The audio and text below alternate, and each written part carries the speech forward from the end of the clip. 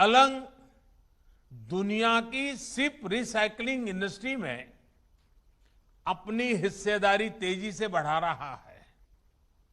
Ship recycling के इस infrastructure ने यहां रोजगार के हजारों नए अवसर तैयार किए हैं।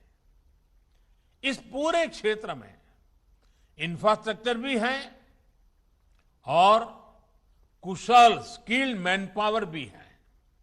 ऐसे में जहाजों के बाद गाड़ियों की स्क्रैपिंग का भी ये बहुत बड़ा हब बन सकता है।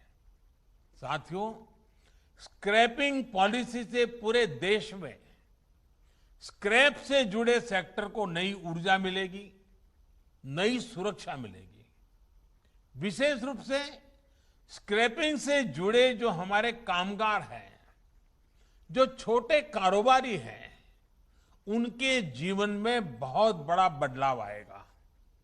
इससे कामगारों को सुरक्षित माहौल मिलेगा, संगठित क्षेत्र के दूसरे कर्मचारियों जैसे लाभ भी उनको मिल पाएंगे।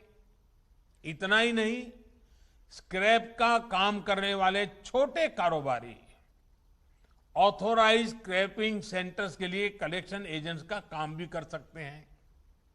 साथियों, इस प्रोग्राम से ऑटो और मेटल इंडस्ट्री को बहुत बड़ा बूस्ट मिलेगा। बीते साल ही हमें लगभग 23,000 करोड़ रुपए का स्क्रैप स्टील इंपोर्ट करना पड़ा है, क्योंकि भारत में जो अभी तक स्क्रैपिंग होती है वो प्रोडक्टिव नहीं है। एनर्जी रिकवरी ना के बराबर है। हाई स्ट्रेंथ स्टील एलॉयज की पूरी वैल्यू नहीं निकल पाती और जो कीमती मेटल है उनकी रिकवरी भी नहीं हो पाती। अब जब एक साइंटिफिक टेक्नोलॉजी आधारित स्क्रैपिंग होगी तो हम रेयर अर्थ मेटल्स को भी रिकवर कर पाएंगे।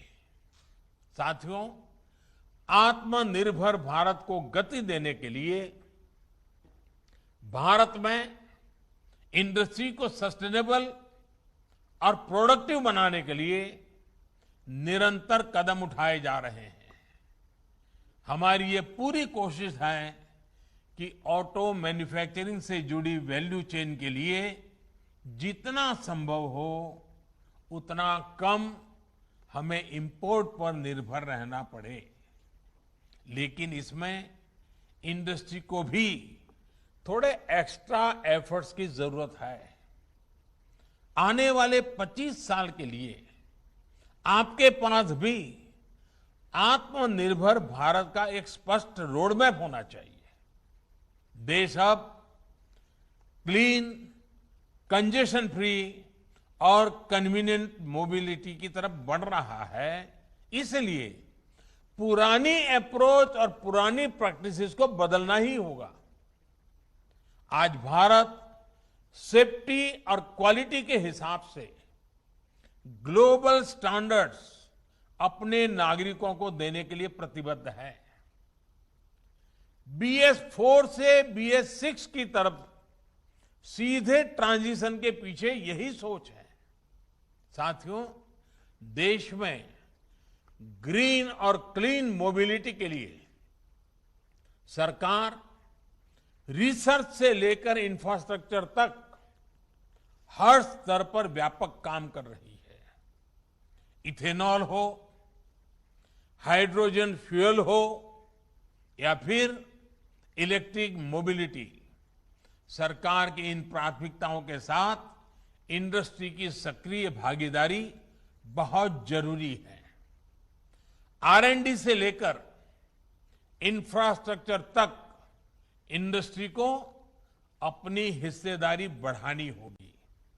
इसके लिए जो भी मदद आपको चाहिए वो सरकार देने के लिए तैयार है। यहां से हमें अपनी पार्टनरशिप को नए लेवल पर ले जाना है। मुझे विश्वास है कि ये नया प्रोग्राम देशवासियों में भी और ऑटो सेक्टर में भी